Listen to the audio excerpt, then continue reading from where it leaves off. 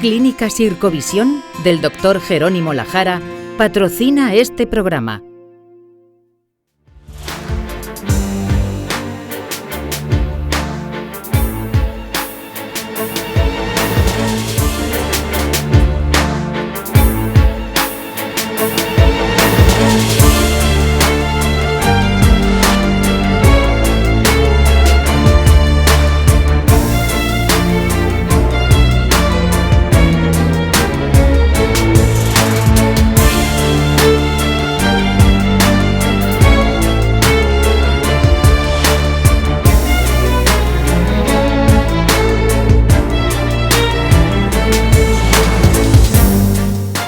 Bienvenido a La Salud en tus manos, un programa que hacemos aquí en Popular Televisión y que también emiten nuestros amigos del grupo Cadena Media.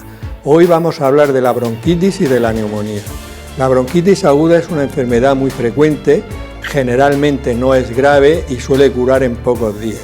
La neumonía también es una enfermedad muy frecuente, pero puede ser bastante grave y de hecho es la cuarta causa de mortalidad en el mundo. En este programa vamos a ver la diferencia entre la bronquitis, las neumonías, los síntomas que presenta, si podemos prevenirlas y cuáles serían los tratamientos más adecuados. Para todo ello tenemos en el plató a los siguientes invitados. Loreto Alemani, gracias Loreto por venir. A vosotros. Tú eres médico especialista en neumología en el Hospital Morales Meseguer. Así es. Pedro Mondejar, Pedro, gracias por venir. Tú eres también médico especialista en neumología, en este caso infantil, en el Hospital Virgen de la Risaca. Eres de los pocos neumólogos infantiles que hay en la comunidad, ¿no? Hay 5 o 6 nada más. 5 o 6, se pueden contar con los dedos de la mano. Y tenemos la suerte de contar hoy con uno, es importante.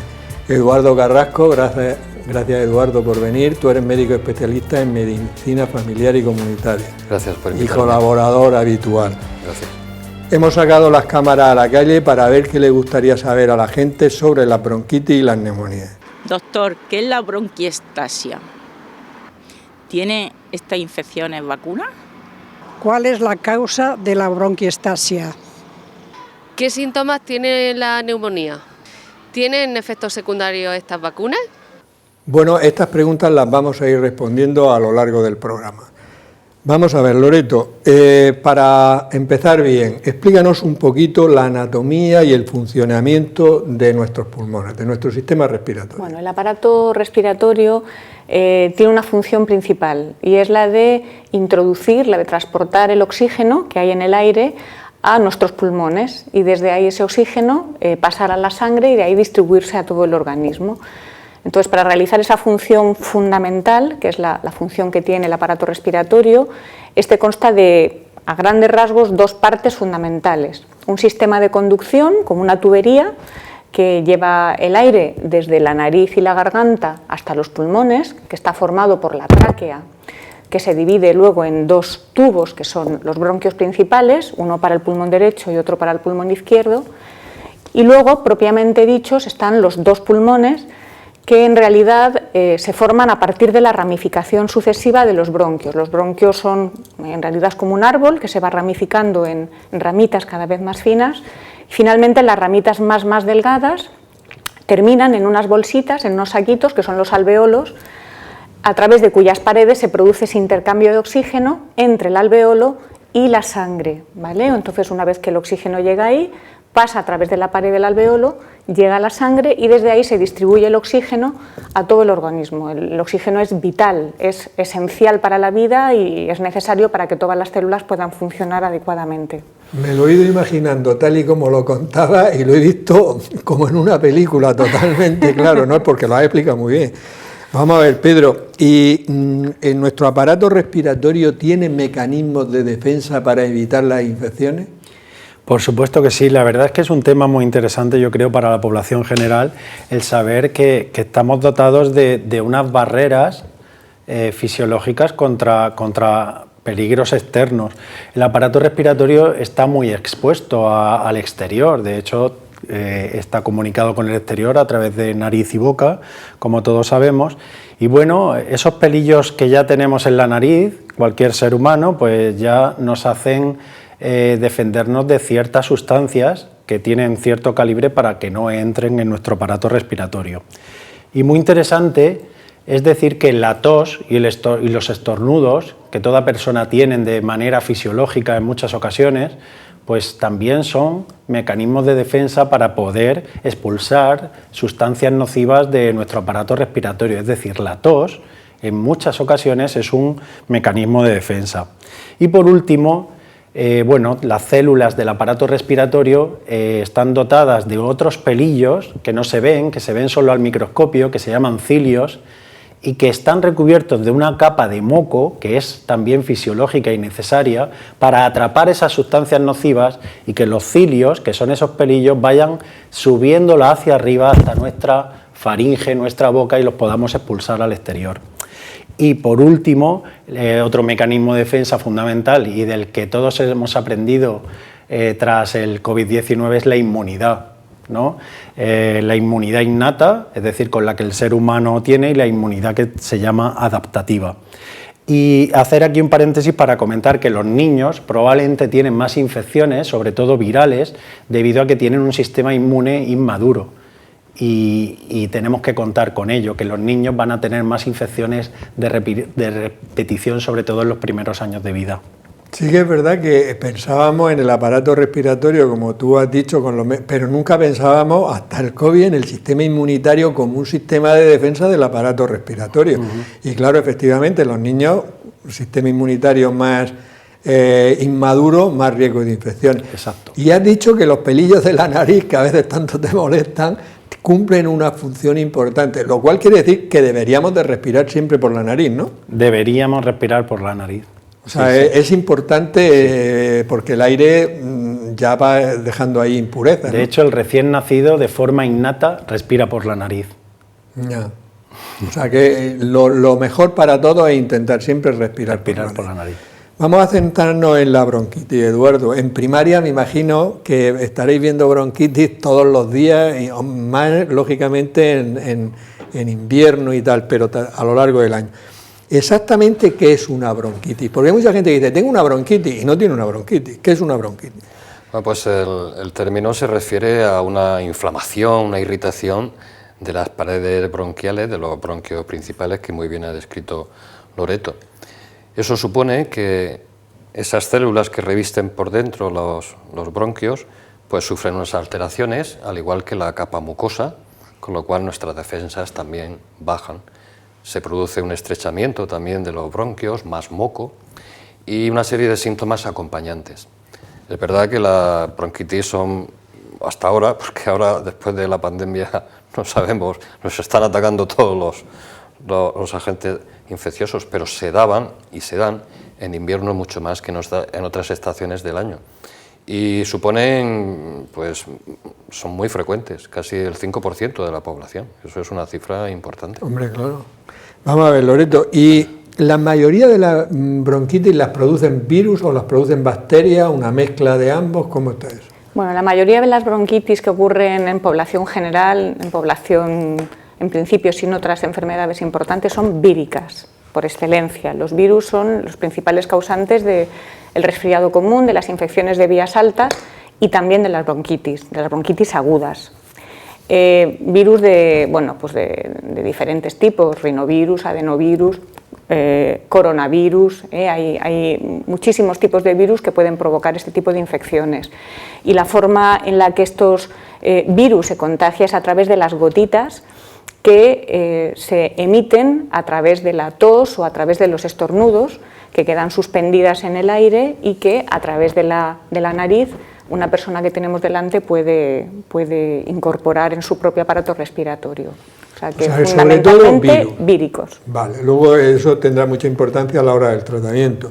Pedro, en los niños, ¿las bronquitis tienen las mismas características que en los adultos o hay diferencias importantes? Bueno, obviamente hay similitudes, porque al final no deja de ser una inflamación o infección de la vía aérea, es decir, de los bronquios, pero es verdad que en los niños yo creo que es un término más ambiguo, es más difícil de diagnosticar una bronquitis en un niño, porque un niño con una bronquitis puede tener tos y mucosidad en el pecho, o a diferencia de eso puede tener un cuadro más grave con tos, dificultad para respirar, pitos en el pecho, a todo le llamamos bronquitis, pero probablemente el tratamiento y el manejo va a ser diferente. Hay otras similitudes con los adultos, y es que prácticamente todas están causadas por virus respiratorios, como ha comentado Loreto, y no por bacterias, de ahí que no sea necesario en la mayoría de las ocasiones los antibióticos. Y una cosa que también lo diferencia es que debemos imaginar al niño cuanto más pequeño, con una vía aérea, es decir, unos bronquios más pequeños. Si ya de por sí tiene unos bronquios más pequeños, se produce inflamación y moco, es más fácil de estrechar una vía aérea más pequeña. Por tanto, son más susceptibles de estos cuadros bronquiales. De manera que hasta el 30-40% de los niños tienen algún episodio de bronquitis a lo largo de su infancia, lo cual es una prevalencia muy alta. Muy bien, o sea que tienen las mismas características, pero teniendo en cuenta el tamaño de los bronquios muy finicos y tal, con otros síntomas que incluso pueden ser más graves, sí, que en una bronquitis de un adulto, que es molesta, pero en principio no es grave. Y Eduardo, aunque ya Loreto ha comentado algo del contagio, en la bronquitis tienen tanta importancia los famosos aerosoles que hemos aprendido también, sí, con respecto al contagio, o las gotitas de flujo, las gorditas nada más. Bueno, en realidad tienen importancia los dos, y esa forma de contagio yo creo que es válida para todos los virus respiratorios, para todas las enfermedades. En principio, cuando nosotros estamos hablando, o tosemos, o estornudamos, o cantamos, o gritamos, emitimos unas partículas y líquido que están en el árbol respiratorio, en forma de gotas, que unas son un poquito más grandes, dentro de lo microscópicas que son, y que van cargadas de virus. Entonces, las más grandes son las gotitas en honor al médico alemán que las descubrió, Fluge. Son esas, actúan como un proyectil, es decir, si estamos hablando tú y yo de frente y yo estornudo, mis gotas van a impactar sobre tu boca o sobre tus ojos y por ahí puede entrar el virus. La distancia, como son grandes, digamos, no es mayor de 2 metros.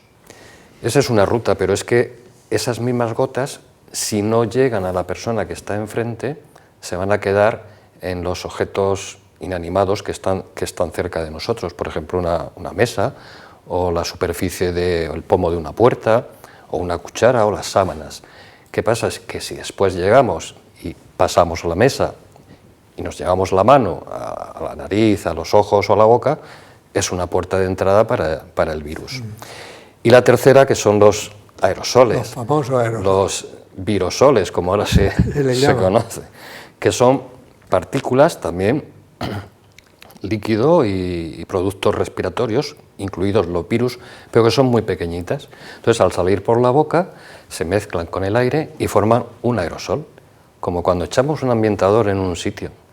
Las características que tiene es que al pesar poco, influidas por las corrientes de aire, pues se distribuyen a muchísima distancia y pueden estar ahí flotando pues de horas hasta bastantes horas, digamos. Eso es, te iba a decir reciente, pero se ha visto hace muy poco tiempo que uno de los mecanismos más importantes de transmisión del COVID, del SARS-CoV-2, era este. Por eso se explicaba que una persona que estuviera, por ejemplo, en una celebración, en un salón grande, estuviera al principio, pudiera infectar a otra persona que estuviera más lejos de ella. Esas son las 3 rutas de Los de los aerosoles, desde luego, nos quedó claro con lo del COVID, porque además había muchas imágenes donde es que se veía la nubecita del aerosol, sí, cómo se desplazaba. Es igual que el aerosol del ambientador, tú echas y se expande por toda la habitación. En nuestra sección Palabras de Médicos, nuestro profesor de latín y griego, Juan Carlos Ferre, y nuestra experta en traducción, Mariluz Soler, nos van a decir el origen de varias palabras relacionadas con el tema de hoy. Muy buenas, hoy vamos a hablar de la bronquitis, bronquiectasia, de neumonía y de las vacunas. Pues empezamos con la palabra bronquitis, que viene del griego bronquion y hace referencia a cada una de las 2 vías en las que se divide la tráquea. También tiene el sufijo itis, que significa inflamación. Y la bronquiectasia está compuesta también por ese bronquion que decías tú, Mariluz, más aparte ectasia, que significa la capacidad de estirarse, de ensancharse. Muy bien, neumonía está formada por neumon, que es pulmón en griego, y el sufijo ia, que indica inflamación también. Puede llegar a producir líquido en el pulmón. Todas estas enfermedades terminadas en IA y en itis son enfermedades infecciosas del aparato respiratorio y cada vez estamos más preparados para afrontarlas debido a un invento de hace unos años que se llama la vacuna. Muy bien, la palabra vacuna deriva de la vaca, muy del bien, animalito. porque el médico británico Edward Jenner descubrió que las mujeres que se dedicaban a ordeñar vacas no padecían la viruela o la padecían mucho más flojita. Entonces, siguiendo la investigación en esta línea, se dio cuenta de que estaba relacionado por el trato con la vaca y por eso le acuñó el término. Y a partir de ese momento estamos mucho más protegidos y además la medicina avanza a ritmo velocidad de crucero. Lo han demostrado recientemente con el COVID. Exacto. Y también con las vacunas que generan año tras año contra las nuevas cepas de la gripe estacionaria. Así que sigan confiando en los médicos y no dejen de vacunarse. Palabras de médicos. Bueno, ya sabemos un poco más sobre el origen de estas palabras.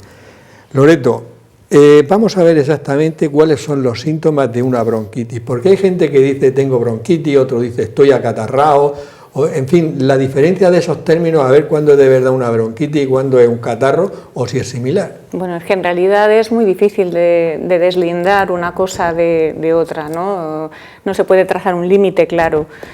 Los síntomas son bastante inespecíficos. En una infección de vías altas, ¿no? El típico catarro de vías altas, de nariz, de garganta, pues tenemos tos, podemos tener dolor de garganta. Y si esa infección respiratoria alta se empieza a hacer algo más descendente y pasa a los bronquios, pueden aparecer ya otros síntomas, quizá un poquito más característicos, esa tos más seca, más perruna, puede aparecer incluso una tos productiva con expectoración, con producción de moco, puede aparecer, si existe un componente de cierre bronquial, como comentaba Pedro, la aparición de ruidos en el pecho, de pitos, especialmente en pacientes que tengan patología previa o patología respiratoria bronquial previa, y normalmente puede aparecer algo de fiebre, unas décimas. Normalmente no suele una bronquitis aguda cursar con picos de fiebre muy elevados. Síntomas inespecíficos, que pueden ser casi que aplicables a cualquier tipo de infección respiratoria en principio. Pero podríamos hacer una persona, por ejemplo, que tiene un catarro de vía alta, ¿hay algo para que no se baje y nos produzca una bronquitis? ¿Podemos hacer algo o al que le da, le da? Al que le da, le da. Al que le da, le da. No, es que, hombre, lo digo porque mucha gente dice, bueno, pues tengo un catarro, a ver qué podría yo hacer para que no se me bajara el pecho, que es la expresión que son dice infecciones, todo. Como hemos dicho antes, son infecciones víricas y bueno, pues tienen la posibilidad de descender, de hacerse descendentes, de bajar de nariz y de garganta, de bajar a bronquios, y al fin y al cabo es que no hay un tratamiento específico, o sea que el tratamiento es un tratamiento, como luego veremos, pues un poco sintomático, o sea que no hay un tratamiento específico. No podemos hacer nada para que... En principio, en población sana, general, no. Vale, luego veremos casos concretos. Yo creo que el mejor tratamiento es tener un buen sistema inmune. Efectivamente. Es el que se encarga de cortar esos y para eso lo que decimos siempre que la gente nunca hace, que es aliméntate bien, haz ejercicio, etc. Estilos de vida saludables. Estilos de vida saludables. Yo se lo explico a los padres de niños en los cuales la bronquitis son muy frecuentes. Siempre dicen lo mismo: no puede tomar algo para que el resfriado no se baje al pecho. El resfriado no se baja literalmente al pecho, no es que vaya bajando el moco o vaya bajando la infección, sino que el mismo virus está afectando tanto a las vías respiratorias altas como a las vías respiratorias bajas. Y eso no lo puede frenar porque, como todos sabemos, las infecciones virales no tienen un tratamiento directo contra el virus. Claro, pero que en unos le afecta solo a la parte alta y en otros... afecta. Vamos a ver, Pedro, este año ha sido especialmente duro, lo digo por las noticias en la prensa del tema de la bronquiolitis. Explícanos qué es exactamente una bronquiolitis y si en un niño ese catarro de vías altas, sin saber por qué o porque él quiere, se baja y puede terminar desencadenando una bronquiolitis. La pregunta es si puede. Bueno, los pediatras obviamente sabemos mucho de bronquiolitis porque es una patología a la que estamos totalmente acostumbrados todos los inviernos. Tiene unas características especiales. Una bronquiolitis consiste en una infección por un virus respiratorio, de entre los cuales uno de los más clásicos es el virus respiratorio sincitial, que afecta a los bronquiolos y por tanto produce una obstrucción y estrechez de los bronquios, y por definición ocurre solamente en niños de 2 años y le llamamos bronquiolitis solo al primer episodio, es decir, un primer episodio en un niño menor de 2 años que tiene tos, dificultad respiratoria, síntomas catarrales, pitos, silbidos en el pecho. Y en cuanto a la segunda pregunta que me has hecho, pues vuelvo a decir lo mismo, empieza por síntomas catarrales. El virus entra por nariz, boca, produce un catarro de vías altas que poco a poco va progresando y aparecen ya los síntomas de vías bajas, que son pues un empeoramiento de la dificultad respiratoria, un aumento, una dificultad para la alimentación porque son niños muy pequeños y pueden tener síntomas inespecíficos como fiebre, malestar, mal color. Entonces, este año está siendo particularmente virulenta y la teoría es que la pandemia que hemos sufrido por SARS-CoV-2 ha desplazado durante el primer año y medio, 2 años de pandemia, desplazó al resto de virus respiratorios y ahora estos virus han regresado con mayor agresividad en niños que por otra parte no habían tenido esas infecciones virales y entonces no tienen una inmunidad entrenada frente a estas infecciones virales y está siendo particularmente agresiva. Pero yo quiero quitar un poco de hierro al asunto y decir que la mayoría de bronquiolitis en niños menores de 2 años son leves, que se tratan a nivel ambulatorio por su pediatra del centro de salud, que solo un 1 o 2% precisan hospitalización actualmente y que la inmensa mayoría, casi el 100%, curan sin secuelas.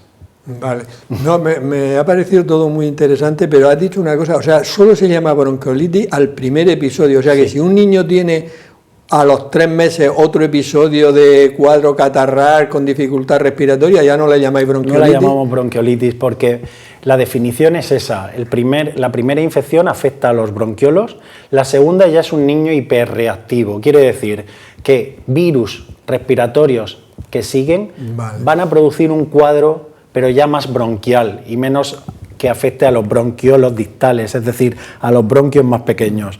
Y por eso en la bronquiolitis, por ejemplo, el salbutamol inhalado, lo que se llama Ventolin en la calle, pues no suele ser útil porque no hace efecto y en cambio en los cuadros sucesivos ya sí se puede utilizar porque le llamamos más bronquitis que bronquiolitis. No, pero es una aclaración interesante. Sí. Nosotros hicimos aquí un programa sobre la contaminación. Y parece ser que hay una relación muy grande entre los niveles de contaminación altos y la bronquiolitis, ¿no?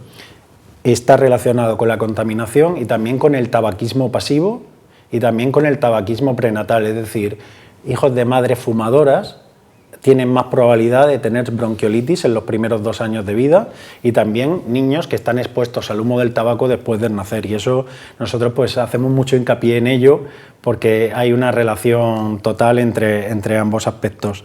Y lo último que iba a decir era que un niño de 5 años no puede tener una bronquiolitis. Vale. Le llamamos bronquitis o le llamamos infección respiratoria o le llamamos de otras maneras, pero no es una bronquiolitis. Menor de 2 años. Vamos a ver, Eduardo, imagínate que tú en la consulta todos los días, que hemos comentado antes que ves 50 cada mañana, lo cual no sé cómo lo haces, debe ser un héroe, un superhéroe de esto, ¿no? Imagínate que hay personas en su casa que tienen síntomas, tos, expectoración, febrícula y tal.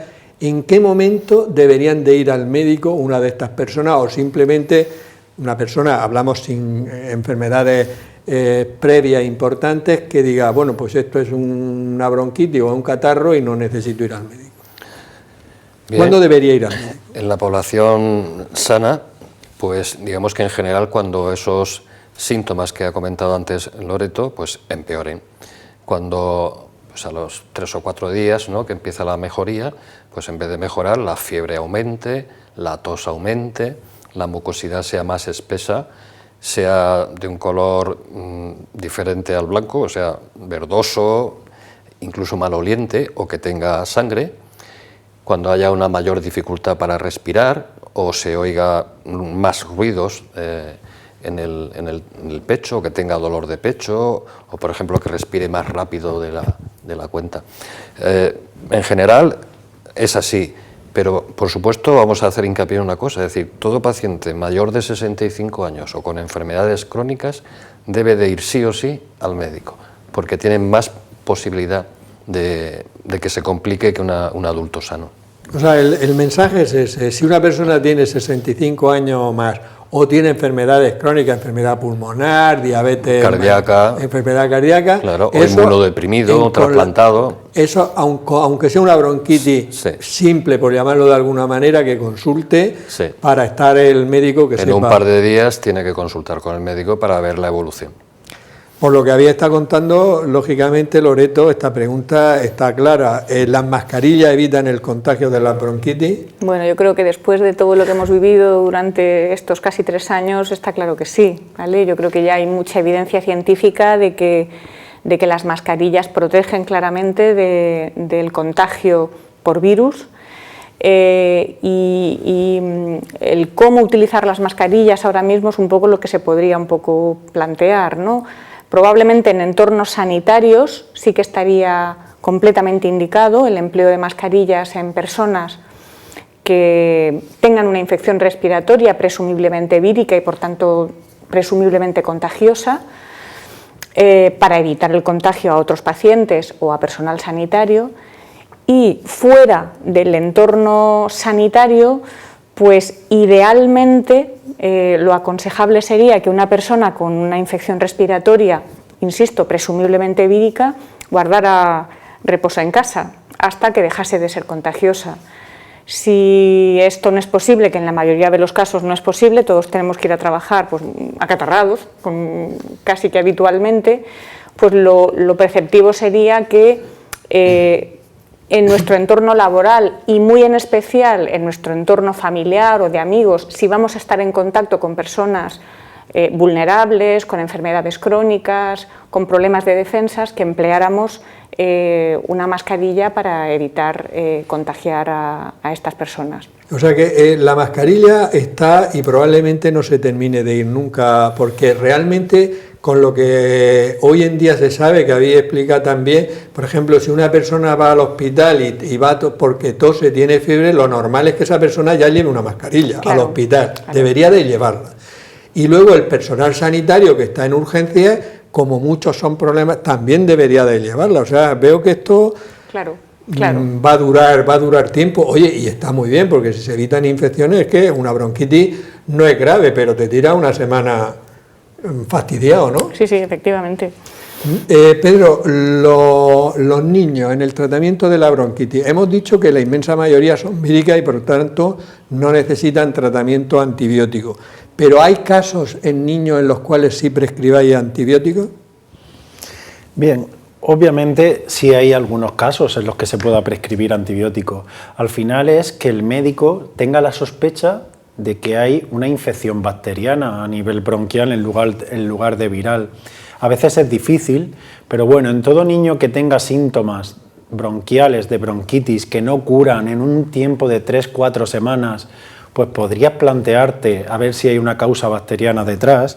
Y luego, sobre todo, en niños que tienen patologías de base, como inmunodeprimidos, trasplantados, niños oncológicos, también niños con fibrosis quística o disquinesia ciliar primaria o otras enfermedades respiratorias o cardíacas.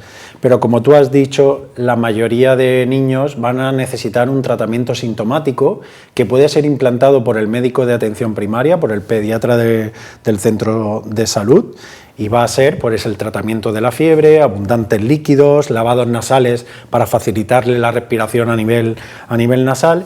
Y por último, a mí me parece interesante que la mayoría de la población tenga en cuenta que en niños los antitusígenos y los mucolíticos, es decir, los medicamentos dirigidos a cortar la tos o a mejorar la características del moco no están avalados en niños y no hay evidencia científica de que sean superiores a placebo. Es decir, lo mismo beber un vaso de agua tiene el mismo efecto que esos medicamentos. Por tanto, una bronquitis generalmente en un niño no se va a tratar con este tipo de fármacos. A lo sumo con broncodilatadores inhalados, esto que hemos dicho del salbutamol, en el caso de que haya síntomas de obstrucción bronquial, pitos en el pecho, dificultad para respirar o una tos muy persistente. Pero en niños de estos pequeños, que esto yo lo veo porque ya tengo nietos y los padres enseguida se preocupan y tal. Por ejemplo, niños de 2 años, ¿no? que están todo el día bien, que no tienen fiebre, de hecho no tienen una bronquitis, pero luego llega la noche, les debe caer algo de moco y empiezan a toser. Y eso pone histérico a los padres. Tienes toda la razón. Y entonces, ¿pero qué solución tiene? Ninguna. Somos totalmente comprensivos porque la verdad es que un niño tosiendo toda la noche, con lo que genera a nivel no solo del niño, sino a nivel familiar, porque interrumpe el sueño nocturno, es muy difícil de tratar y son las toses más difíciles de mitigar. Lo que hay que decirle a los padres es que normalmente va a ser transitorio, que va a durar unos días, que le eleven la cabecera de la cama, que le den abundantes líquidos, que le laven las narices, que hagan una prueba terapéutica con salbutamol inhalado si es que están acostumbrados a utilizarlo, pero no hay otros fármacos así que corten la tos ya ves, breve. Es que los padres se ponen nerviosos. Sí, es totalmente... No hay una cosa tan frecuente como la tos en un niño, no tiene un tratamiento dirigido hoy en día, aunque parezca mentira. Eduardo, en los adultos, que es tu caso, yo me imagino que tú en la consulta debes tener todos los días bastantes conversaciones similares a esta, es decir, una persona que tiene bronquitis y que te dice, mándame antibióticos para que no se me baje al pecho. Eso, y entonces, ¿qué les dices tú? O si les manda antibióticos. Y luego, ¿en qué casos manda antibióticos? Porque, por ejemplo, los casos que has dicho antes, si tiene más de 65 años, en fin, ¿cuándo manda antibióticos? Pues, bueno, es que para adultos hay que suscribir lo que ha dicho Pedro, para niños, es decir, estamos en las mismas condiciones. Y además, si quitamos la tos, estamos quitando un mecanismo de defensa que nos puede ayudar a arrojar esa mucosidad espesa que se produce, que va llena de virus, con lo cual no es bueno.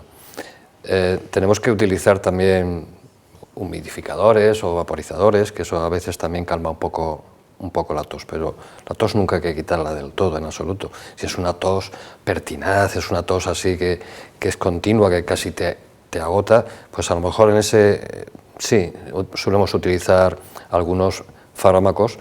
Y en cuanto a los antibióticos, pues está claramente, lo ha dicho muy bien Pedro, está claramente consensuado entre la clase médica en que el antibiótico se manda cuando sospechamos una enfermedad que sea producida por una bacteria o una sobreinfección bacteriana aparte del virus, con ciertos síntomas como ese cambio de color con esas características del moco o ese empeoramiento, pues, y luego también hay que tener en cuenta los factores de riesgo, gente de más de 65, con enfermedades crónicas, inmunodeprimidos, pues probablemente ahí, y previo reconocimiento, sí le mandaríamos un antibiótico, pero está clarísimo. Para que no le baje al pecho, no. No, eso es el sistema inmune, como hemos dicho antes. Pero Eduardo, todos los días te lo preguntarán. Todos. Y algunos ya viene hasta, hágame usted esto, que lo comprarán en la farmacia. Ya.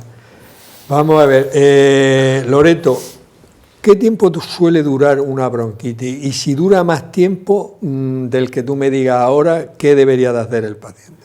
Bueno, lo normal es que una bronquitis curse durante unos días, a lo mejor puede ser un máximo de 10 a 14 días. Más allá es muy raro que se perpetúen los síntomas de una bronquitis. Aún así, más allá incluso, más allá del tiempo en sí mismo de duración de una bronquitis, también quizá hay que tener un poco en cuenta otras circunstancias, ¿no? Por ejemplo, la edad, ¿no? La edad hay que tenerla siempre en cuenta, tanto para abajo, en los niños pequeños, como para arriba, ¿no? En los ancianos. Hay que tener en cuenta el estado general, insisto, en personas, por ejemplo, mayores o en personas debilitadas o con otras enfermedades de base. Hay que ver qué repercusión está produciendo esa infección respiratoria sobre el estado general.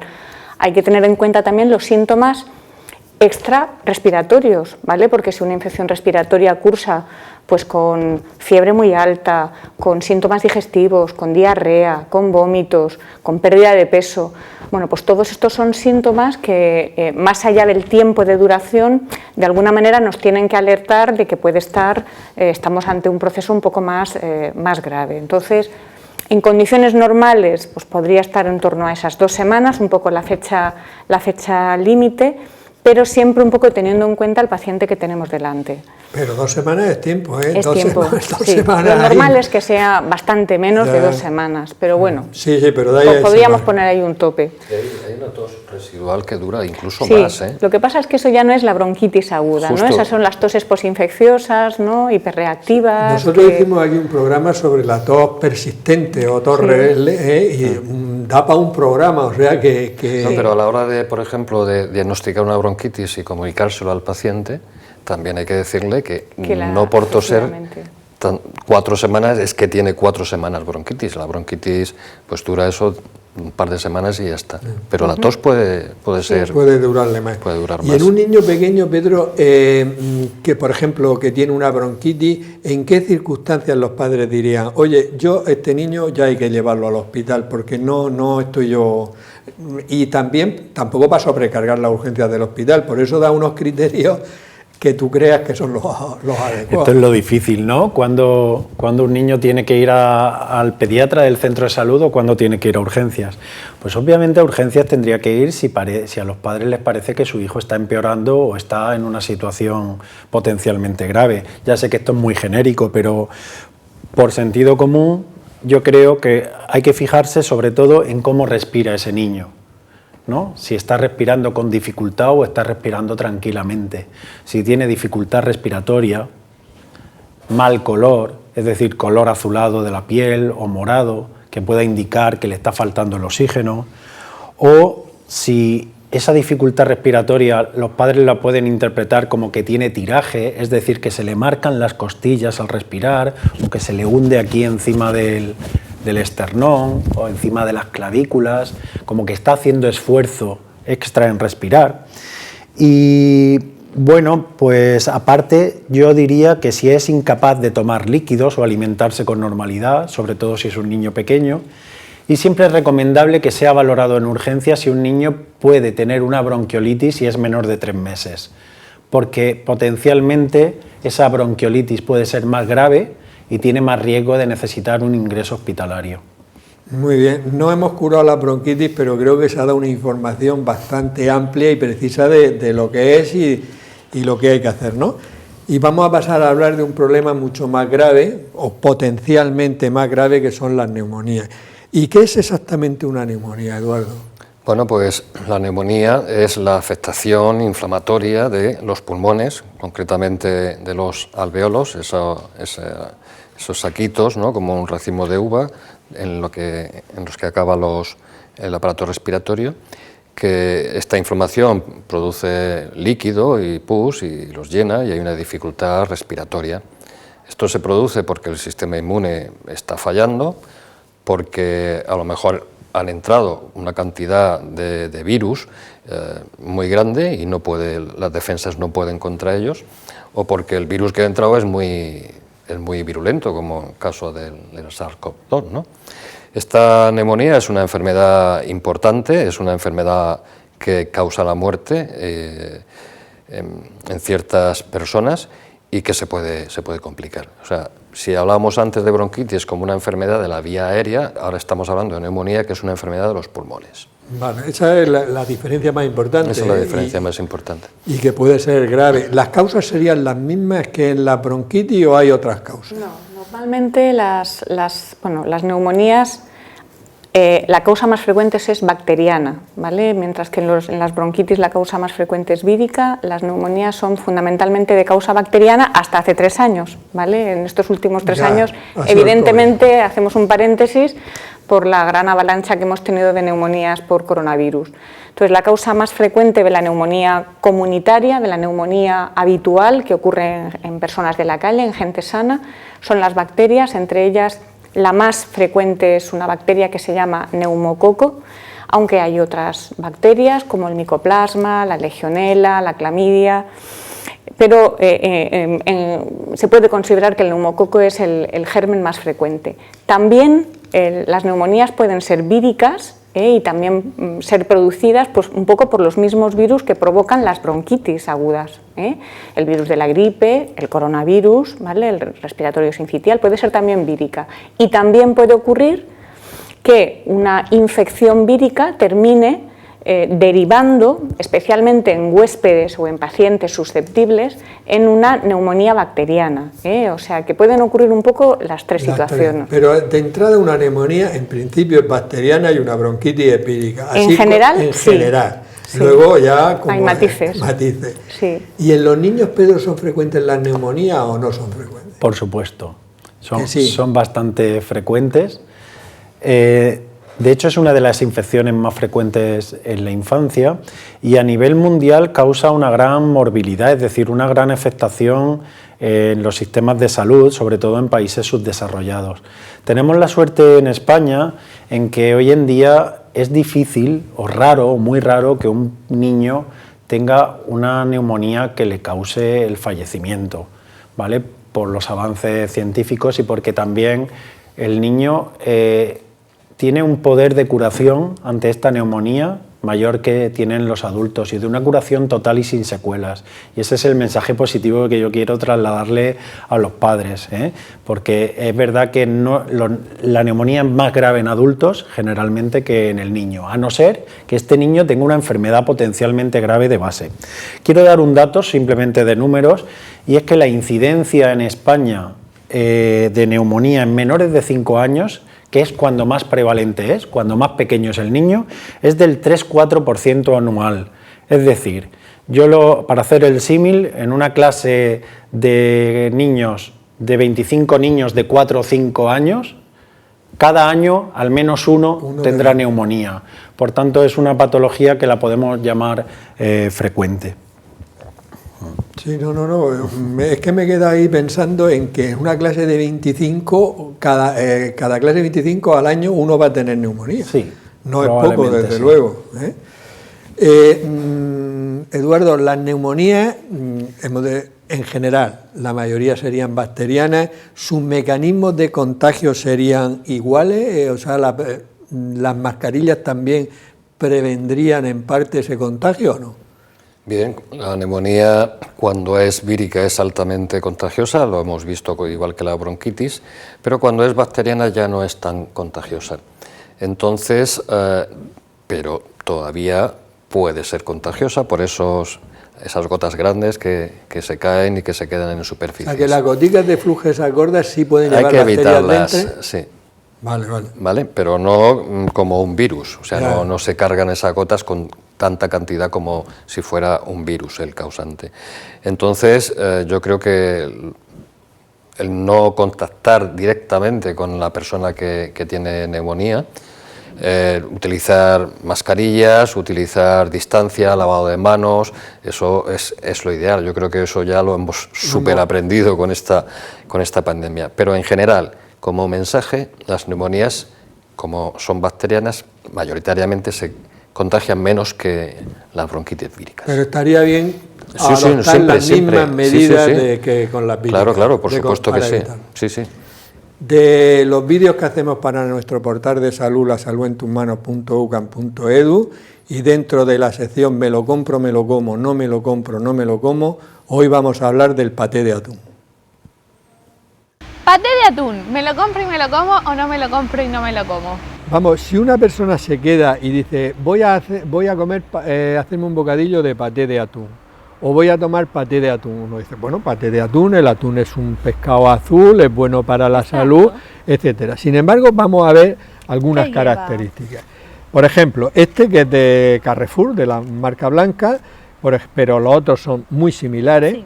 Por ejemplo, si vemos los ingredientes, tiene atún 44%, de 100 gramos, 44 atún. Luego lleva agua, aceite de girasol, 19%, ni que decir tiene que aunque no es un aceite malo, pero el aceite de oliva virgen es muchísimo mejor. Luego lleva espesante, proteínas de la leche, almidón de trigo, puré de patata y aroma de paté. O sea, ya, fíjate, Muchas cosas. después de leerlo, esto es un alimento ultraprocesado porque lleva más de 5 ingredientes, ¿vale? Pero luego lo más importante, tú imagínate que tú le das esto de merienda a un niño. Entonces tú le pones aproximadamente unos 20-30 gramos de este paté. No le pones toda le pones en el bocadillo 20 o 30 gramos. Pues si tú le pones 20 gramos, como tiene de atún el 4,4 gramos, el 44% es atún, esto quiere decir que si le pones 20 gramos estás poniendo 8,8 gramos.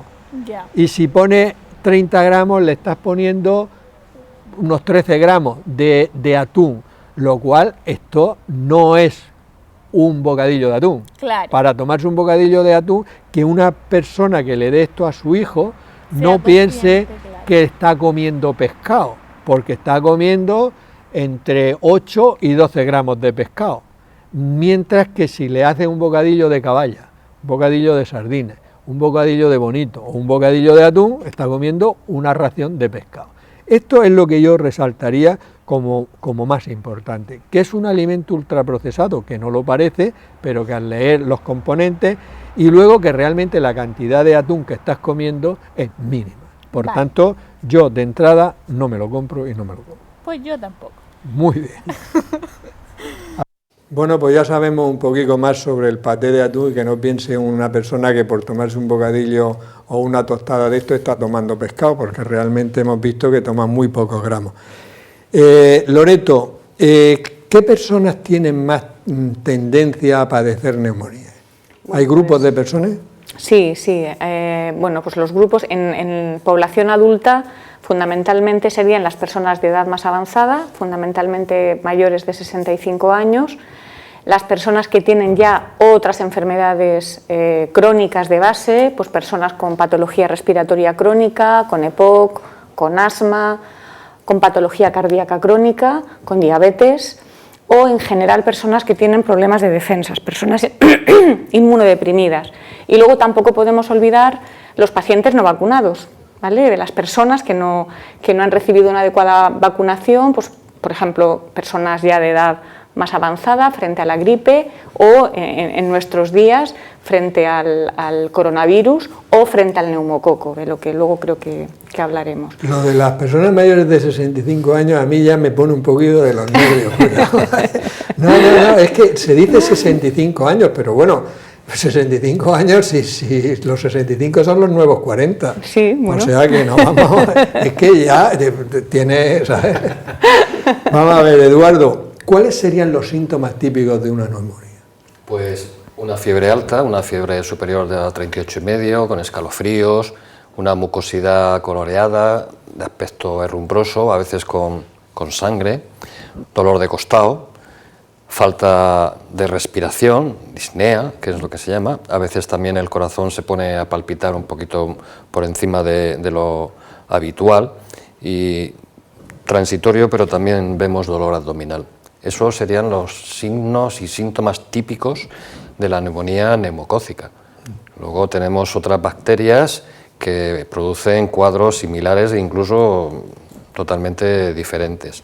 Una cosa importante es que en las personas mayores, no mayores, sino ya ancianas, estos síntomas no se dan todos y prácticamente es difícil, si no haces una buena historia al paciente, de saber que tiene una neumonía. Por ejemplo, un paciente de 85 o 90 años que se acatarró y de repente pues parece que ha perdido un poquito el conocimiento así, o que tiene un deterioro cognitivo, puede ser un signo de neumonía o de cualquier otra enfermedad grave. Quiero decir, los ancianos no tienen mucha fiebre, por no decirte que no les sube la temperatura, por aquello de que el termostato no lo tienen bien.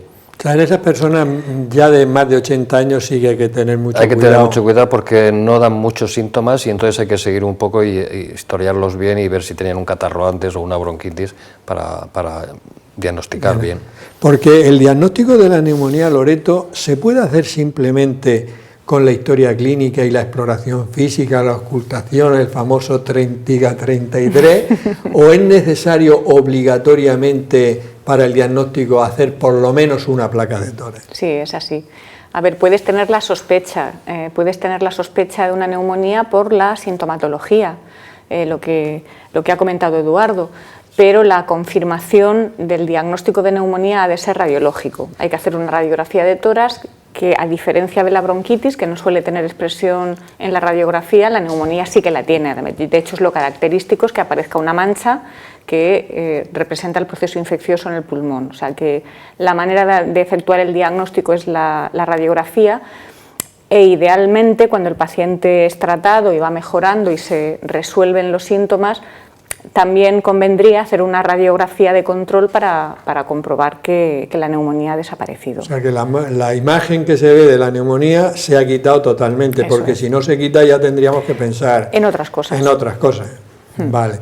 Porque el tratamiento de la neumonía en los niños es muy similar a la de los adultos, ¿o no? Sí, es similar. Como ha dicho Loreto, hay neumonías víricas o virales. Si tenemos sospecha de eso, pues sería el mismo tratamiento de la bronquitis, es decir, tratamiento sintomático, pero si la neumonía es típica, como ha dicho, los síntomas típicos lo ha dicho muy bien Eduardo, pues el tratamiento serían los antibióticos. En niños, en general, una neumonía no complicada, con antibióticos durante 7-10 días suelen curar bien y sin secuelas. Y ya la elección del antibiótico va a depender pues un poco de la edad del niño y de si la neumonía es más típica o atípica. Y yo creo que en adultos es bastante similar el tratamiento. Vamos a ver, Eduardo, tú como médico de atención primaria ves un paciente con los síntomas que has dicho, lo ocultas y tal, le dices diga 33 y tal, y dices, pienso que tiene una neumonía. ¿Tú puedes mandarlo a que le hagan una placa de tórax, hacer el diagnóstico, y se puede quedar en casa, o todas las neumonías tienen que ir al hospital? No, en el centro de salud tenemos capacidad suficiente y herramientas para diagnosticar la neumonía. De hecho, la mayoría de neumonías se diagnostican y se tratan ambulatoriamente.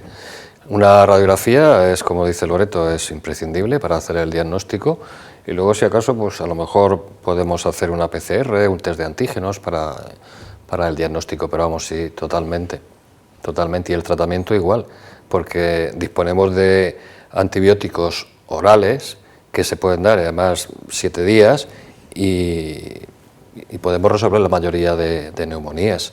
Lo que sí hacemos, que es muy importante, es valorar al paciente a las 48 horas, porque eso nos va a decir si va a ser una neumonía complicada o si va a ser una neumonía normal y corriente que la vamos a sacar adelante. Vamos a ver, Loreto, este tema creo que es muy interesante. Uno de los gérmenes más frecuentes de la neumonía, habéis comentado que era el neumococo. Ahora han salido unas vacunas que llevan 20 serotipos distintos de neumococo. Explícanos qué quiere decir esto de los 20 serotipos y qué personas se deben de vacunar. Bueno, a ver, el neumococo ya hemos dicho antes que es el tipo de bacteria más frecuentemente implicado con la aparición de una neumonía en la comunidad, ¿vale? Entonces, todas las bacterias, incluidos los neumococos, pueden presentar en su superficie, en su pared, unas moléculas que se llaman antígenos que pueden expresarse de una manera distinta, pueden ser ligeramente distintas entre unos neumococos y otros, de manera que el gran grupo de los neumococos puede de alguna manera clasificarse en subgrupos, en subespecies que tienen diferentes antígenos de superficie. Bien, pues esas subespecies, esos distintos tipos de neumococos, lo que se llaman serotipos. Y esto tiene importancia por dos cosas. Primero, porque se ha visto, se sabe bien, hay muchísimos serotipos dentro del neumococo en particular y en general en las diferentes especies bacterianas, pero en el neumococo que nos ocupa hay muchísimos serotipos, y se ha visto además que, dependiendo de que sea uno u otro, la virulencia, la agresividad de la enfermedad neumónica puede ser muy diferente, ¿eh? Ese es el primer motivo por el que es importante el tema de los serotipos. Y luego el segundo tema por el que es importante es por las vacunas, ¿vale? Porque la vacuna antineumocócica, que actualmente se está poniendo en población fundamentalmente mayor de 60 años, idealmente debe cubrir o debe protegernos frente al mayor número posible de serotipos posibles que están circulando en la población general. Entonces, la vacuna, igual que la vacuna antigripal se está poniendo de manera rutinaria en población mayor de 60 años, idealmente la vacuna antineumocócica también debería de ponerse, aunque por desgracia no se pone con tanta frecuencia como la vacuna antigripal, en población también mayor de 60 años, porque se sabe que, se ha dicho ya, que el neumococo puede provocar neumonía, que puede provocar neumonía potencialmente grave, y de hecho se sabe que hay más de 100.000 hospitalizaciones al año por neumonía neumocócica, es decir, no estamos hablando de ninguna tontería. Entonces, ¿cuándo vacunar con vacuna del neumococo? Bueno, pues desde el año 2000 aproximadamente ya disponemos de una vacuna que se está administrando en mayores de 60 años en los centros de salud, que es la Neumo 23, que es una vacuna que que protege frente a 23 serotipos de neumococo, o sea que es una vacuna muy protectora. En el 2012 aparece una nueva vacuna, que es la vacuna 13 valente, es una vacuna que incorpora 13 serotipos más, y esta vacuna se preconiza su uso en toda la población adulta, pero con factores de riesgo, es decir, personas, como hemos dicho antes, que tengan enfermedades asociadas, inmunodeprimidos, en personas de riesgo de cualquier edad, ¿vale?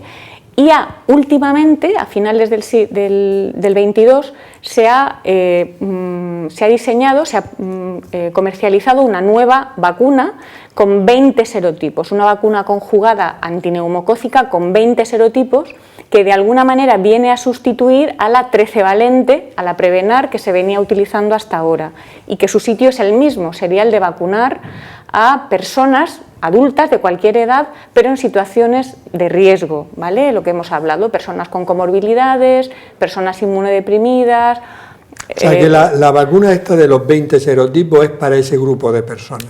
Es para adultos con enfermedades de riesgo. Porque hay un grupo de personas que, por ejemplo, esta es una vacuna que se pone y es para toda la vida, ¿no? Vale.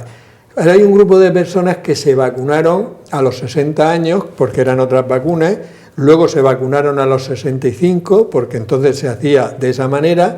Mi pregunta es, ¿esa persona que está vacunada de esa manera y no tiene otras patologías, no sería necesario que se pusiera esta de los 20 serotipos?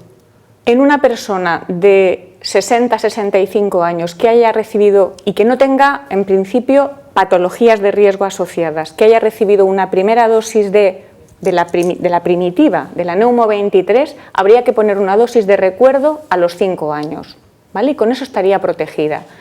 Y en una persona de cualquier edad, adulto, que ya esté vacunado con la Neumo 23 y que además presente enfermedades de riesgo, hay que añadir a la Neumo 23 hasta el año 22 se le ponía la 13 valente, la Prevenar, y a partir de ahora se va a poner la de 20 serotipos, que es la nueva. Me ha quedado claro. Pedro, muy brevemente, ¿en los niños está indicada la vacuna del neumococo?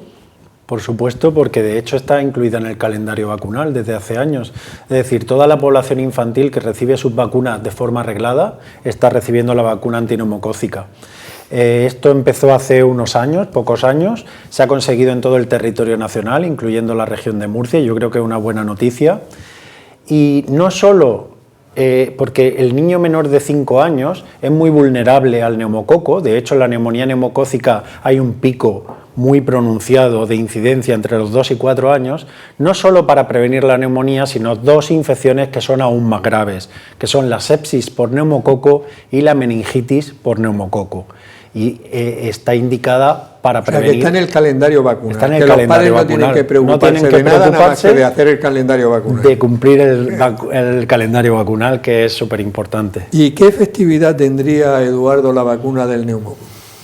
Pues ahora mismo esta nueva de 20 serotipos tiene una efectividad global de un 70%, que es bastante alta. La lástima es que la cobertura vacunal en adultos solo es del 20-22%. Sin embargo, en el niño, como forma parte del calendario vacunal, estamos hablando de un 98%. La gripe sí se vacunan mucho más los adultos. Sí, está más interiorizada. No, lo del neumococo no lo tienen claro entonces la población. Pero es que quizá no deberíamos de decir también que el neumococo, aparte, como decía Pedro, de producir la neumonía neumocócica, el neumococo, cuando se complica, el sistema inmune falla o hay mucha invasividad, produce la enfermedad neumocócica invasiva. Eso quiere decir que un paciente que en vez de padecer la neumonía, el neumococo pasa a sangre y de ahí puede producir aparte de la sepsis, pero producir una meningitis, una pericarditis, o sea, enfermedades mortales. Y o sea, de hecho, que hay que vacunarse del neumococo en los casos indicados. Por supuesto que sí. Ese es el mensaje. Por supuesto que sí, está claro. De hecho, yo he mirado los últimos fallecimientos, creo que las estadísticas llegan hasta el año 21, ha habido 200 muertos por neumonía en Murcia. Eso... o sea, que lo decíamos al principio del programa. Sí, sí. Ya no tenemos más tiempo, pero un mensaje que quieras comentar, Pedro, sobre el tema de la bronquitis o neumonía, algo que tú le dirías a los padres para que estén tranquilos o para... Bueno, que la bronquitis y neumonía son frecuentes en niños, pero que todos los pediatras del centro de salud conocen muy bien estas dos patologías y pueden tratar adecuadamente, y que la mayoría de niños se curan de estas infecciones sin secuelas con un tratamiento adecuado, y muy pocos necesitan hospitalización o tienen unos riesgos mayores. Eduardo, tu último mensaje. Pues hombre, yo diría que hay que tener un buen sistema inmune, hay que practicar los estilos de vida saludables, de que cuando sepamos intentar no tener un contacto directo con personas que nos pueden transmitir. Las bronquitis son episódicas, son autolimitadas, no hace falta para nada tomar antibiótico, y en el caso de la neumonía, pues yo creo que el mejor tratamiento es la vacunación. Muy bien, ¿y Loreto? Pues yo insistir un poco en lo mismo que Eduardo y que Pedro, ¿no? que tanto las bronquitis agudas como las neumonías suelen ser infecciones que con tratamiento cursan de una manera benigna, y que incidir mucho en el tema de la vacunación tanto antigripal frente al coronavirus en nuestros días, y en especial en la población adulta la vacuna antineumocócica, que yo creo que todavía es muy olvidada, y hay que aumentar la cobertura vacunal en el adulto para prevenir el riesgo de complicaciones graves por neumococo. Muy bien, pues muchas gracias por este estupendo y maravilloso programa que creo que había hecho, sobre todo eminentemente práctico, que había aclarado realmente a la población en general, tanto de niños como adultos y mayores de 65 años, qué es lo que hay que hacer en cada caso. Recordaros que en nuestro portal de salud, lasaludentusmanos.ucam.edu, encontraréis información sobre hábitos de vida saludables y prevención de muchas enfermedades. Despedirnos hasta la próxima semana en un nuevo programa de La Salud en tus Manos. Que seáis muy felices.